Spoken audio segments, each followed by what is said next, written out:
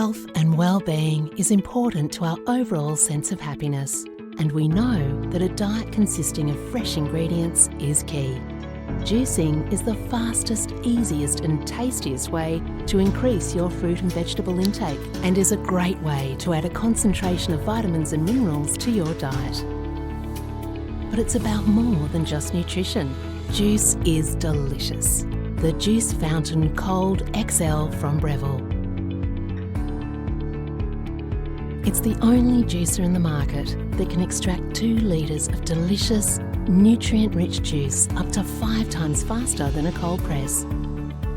The quiet mode reduces noise by up to 55%, ideal for when you really need to be quiet. We've reoriented the waste bucket, creating a unique space-saving design which is a better fit for every countertop. Our cold spin technology produces less than 2-degree temperature transfer, ensuring optimum nutrition is retained. A handy juice nozzle attachment gives the option of juicing straight into your glass. The seal and store lid allows you to store freshly made juice in the refrigerator for up to 3 days, which means you clean less. Even hard fruits are a breeze, with the commercial quality build and rigorously tested performance you'd expect from Breville. Make juicing easy to fit in better with your busy lifestyle.